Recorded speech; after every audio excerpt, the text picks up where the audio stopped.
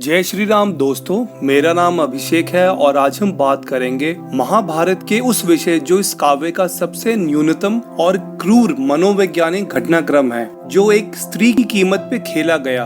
द्यूत सभा प्रकरण। युधिष्ठिर क्षत्रिय धर्म का पालन करते हुए द्यूत खेलने का न्योता स्वीकार कर चुके थे। युधिष्ठिर को विदुर ने द्यूत ना खेलने की सलाह दी, पर युधिष्ठिर ने उनकी बात नहीं सुनी।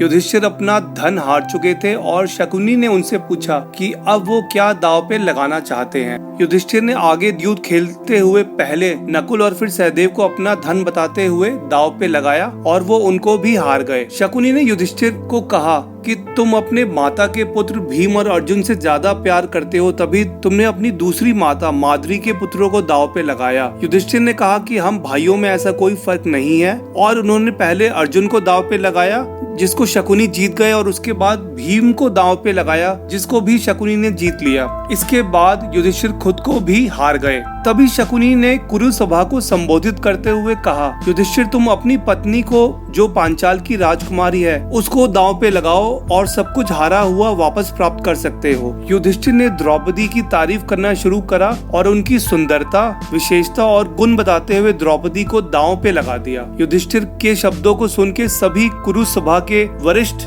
जन जैसे भीष्म, द्रोण, कृपा शोक अवस्था में आ गए कि युधिष्ठिर क्या करने जा रहे हैं। वेद व्यास के शब्दों में विदुर अपने सर को झुका के बैठे हुए थे, पर धृतराष्ट्र मन ही मन मुस्कुरा रहे थे। दांव के जीतते ही कर्ण और दुशासन जोर जोर से हंसने लगे और बाकी कुरु सभा के सभी वरिष्ठ जन के आंखों से आंसू आने लगे। तभी दुर्योधन ने कहा कि पांडवों की पत्नी को बुलाया जाए इस सभा में और उनको दासियों का कार्य करवाया जाए। विदुर ने दुर्योधन के शब्दों का घोर विरोध किया और मना करा कि इस तरह का अधर्म पूरे कुरु वंश का विध्वंस कर देगा। साथ में उन्होंने तर्क से बताया कि युधिष्ठिर खुद पहले अपने आप को हार चुके हैं और वो कौरवों के गुलाम बन चुके हैं। उनका द्रौपदी को दांव पे लगाना जब वो पहले से गुलाम है, ये सही तर्क नहीं है। दुर्योधन ने विदुर को पांडवों का हितैषी बताते हुए प्रतिकामी को द्रौपदी को सभा में लाने का आदेश दिया। जब प्रतिकामी ने इसके बारे में द्रौपदी को बताया तो द्रौपदी ने क्रोधित होते हुए यह बोला कि द्यूत में पहले अपने आप को हारे हुए युधिष्ठिर अपनी पत्नी को किस अधिकार से दांव पे लगा सकते हैं, और उन्होंने प्रतिकामी को मना कर दिया। प्रतिकामी के बार बार कहने पे भी द्रौपदी द्यूत सभा में नहीं आई। तभी युधिष्ठिर ने अपने विश्वसनीय द्यूत को भेजकर द्रौपदी जो मासिक अवस्था में थी और ऐसा उल्लेख है कि उन्होंने एक ही कपड़े का वस्त्र पहना हुआ था, वो शोक मुद्रा में धृतराष्ट्र के पास आए, ऐसा संदेशा भेजा। तभी प्रतिकामी के विफल प्रयास के बाद दुर्योधन ने दुशासन को आदेश दिया कि वो द्रौपदी को जबरदस्ती पकड़ते हुए सभा में ले आए। दुशासन को द्रौपदी ने अपनी अवस्था के बारे में बताया, पर दुशासन उनको बालों से खींचते हुए सभा में ले आए। दुशासन को द्रौपदी को इस तरह लाते हुए देखकर कर्ण और शकुनी जोर जोर से हंसने लगे। द्रौपदी जो कुछ समय पहले तक आर्यव्रत की सम्राज्ञी थी और उनके बालों को राजसूर्य यज्ञ के मंत्रों के साथ धोया गया था, अब उनकी अवस्था पूरी तरह से बदल चुकी थी। उन्होंने अपने चेहरे को पोंछते हुए पूरी कुरु सभा जन और सभी को धिक्कारा, उनको अपनी अवस्था के बारे में बताया और सबको बताया कि ये एक बहुत बड़ा अधर्म होने जा रहा है। उन्होंने अपने आप को दांव पे लगाने की ये युधिष्ठिर को अधिकार नहीं है जो पहले से ही गुलाम बन चुके हैं। द्रौपदी की अवस्था देख भीम बहुत ही क्रोधित हो गए और उन्होंने युधिष्ठिर के हाथ को जला देने की बात कही। अर्जुन ने भीम को युधिष्ठिर के क्षत्रिय धर्म याद दिलाया, जिसके कारण वो द्यूत के न्योते को मना नहीं कर पाए। भीम ने किसी तरह से अपने आप को शांत किया। तभी विकर्ण जो दुर्योधन के एक भाई थे, उन्होंने सभा में कहा कि द्रौपदी को गुलाम नहीं माना जा सकता क्योंकि युधिष्ठिर पहले हार चुके थे अपने आप को, इसलिए द्रौपदी का प्रश्न सही है। उनका प्रतिकार करते हुए कर्ण ने विकर्ण को बोला कि द्रौपदी को युधिष्ठिर ने अपने धन में से बताया था और उनको सही तरह से शकुनी ने जीता है। एक स्त्री का सिर्फ एक पुरुष पति होता है और इस द्रौपदी के 5 पति है। इस 5 पति वाली स्त्री को खराब चरित्र की औरत कहा जा सकता है। साथ में कर्ण ने कहा कि पांडवों के वस्त्र और द्रौपदी के वस्त्रों को हटा दिया जाए। पांडवों ने अपने ऊपर के वस्त्रों को हटा दिया और तभी दुशासन ने द्रौपदी के वस्त्रों को खींचना शुरू कर दिया। द्रौपदी आंख बंद कर श्री कृष्ण गोविंद का नाम ले रही थी, साथ में भगवान विष्णु का भी नाम जप रही थी। तभी धर्म ने उनको पूरी तरह से वस्त्रों से ढक दिया। जितना दुशासन उनके वस्त्र खींच रहे थे, उतने और वस्त्र द्रौपदी के आते जा रहे थे। भीम ने फिर से क्रोधित होते हुए प्रतिज्ञा की कि वो दुशासन की छाती को फाड़कर उनका लहू पिएंगे। दुशासन द्रौपदी के वस्त्र खींचते हुए विफल होकर थक के बैठ गए।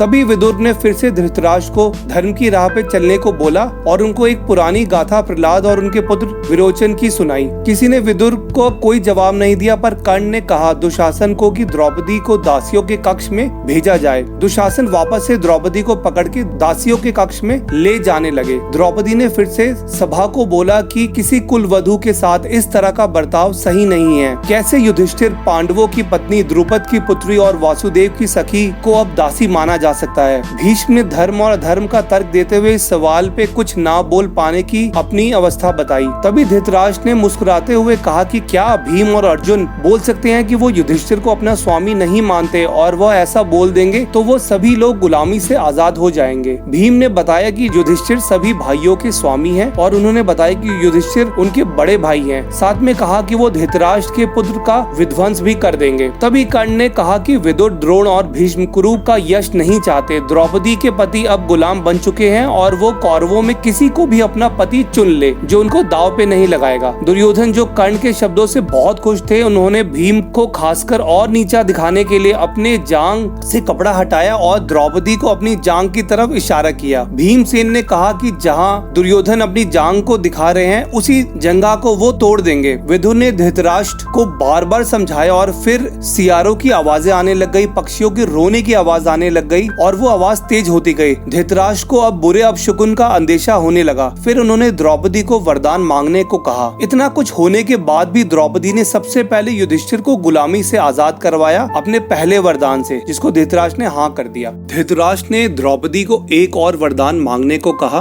फिर द्रौपदी ने भीम तथा सभी पांडवों को और उनके शस्त्रों को आजाद करवाया। धृतराष्ट्र को द्रौपदी के इस कथन से बहुत प्रसन्नता हुई और उन्होंने द्रौपदी को एक और वरदान मांगने को कहा। द्रौपदी ने बोला कि वो अपने पतियों को छुड़ा चुकी हैं और उन्हें विश्वास है कि उनके पति वापस से प्रसिद्धि और यश ले आएंगे। कर्ण ने तभी द्रौपदी के बारे में कहा कि ऐसा किसी स्त्री ने नहीं करा होगा, उन्होंने अपने पतियों को बचा लिया। दोस्तों, ये घटनाक्रम महाभारत के सही में न्यूनतम या लोएस्ट पॉइंट है। यहाँ पे सिर्फ द्रौपदी के महान व्यक्तित्व को छोड़कर और भगवान द्वारा उनकी रक्षा करना तथा साथ में विदुर का बार बार इसको रोकना, धृतराष्ट्र को समझाने का उल्लेख है। विकर्ण ने भी संस्करण में इसके खिलाफ अपनी आवाज उठाई। अब इसके खलनायकों की बात करते हैं तो सबसे पहले धृतराष्ट्र आते हैं, जो मुस्कुराते हुए द्रौपदी का अपमान से प्रसन्न हो रहे थे। युधिष्ठिर, जिन्होंने अपनी पत्नी को दाव पे लगाया। दुर्योधन, जिन्होंने द्रौपदी को अपनी जंघा की तरफ इशारा करा और सभा में आने को बोला। कर्ण, जिन्होंने द्रौपदी को खराब चरित्र की औरत बताया, उनके वस्त्र हरण करने को कहा और द्रौपदी को कौरवों में किसी को अपना पति चुनने को कहा। दुशासन, जो द्रौपदी को बालों से खींचते हुए सभा में लाए और उनका वस्त्र खींचने लगे। क्या दुर्योधन, कर्ण, दुशासन ने जैसा करा, क्या किसी दासी या गुलाम के साथ इस तरह की हरकत कभी सही हो सकती है? अर्जुन, जो पराक्रम होते हुए भी अपनी पत्नी को बचाने की जगह सिर्फ ये देखते हुए कि भाइयों की एकता न टूट जाए, भीम को चुप करा रहे थे। नकुल व सहदेव, जो अपने को गुलाम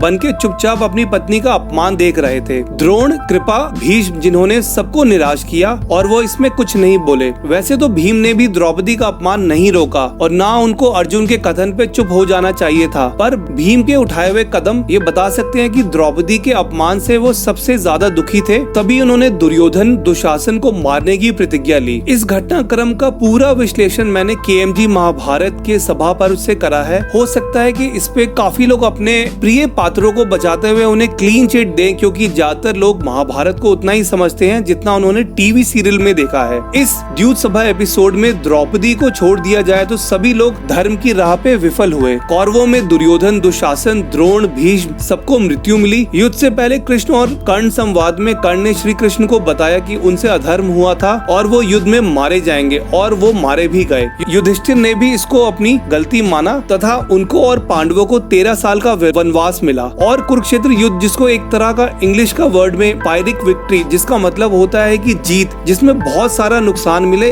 वो जीत उनको मिली। पांडवों को सिर्फ परीक्षित को छोड़कर सभी अपने संतान संबंधी गवाए। तभी द्यूत सभा का ये संस्करण महाभारत का सबसे दुर्भाग्यपूर्ण घटनाक्रम है। अगर आपको ये वीडियो पसंद आया हो तो लाइक करें, कमेंट करें, शेयर करें और मेरे चैनल को जरूर सब्सक्राइब करें। जय हिंद।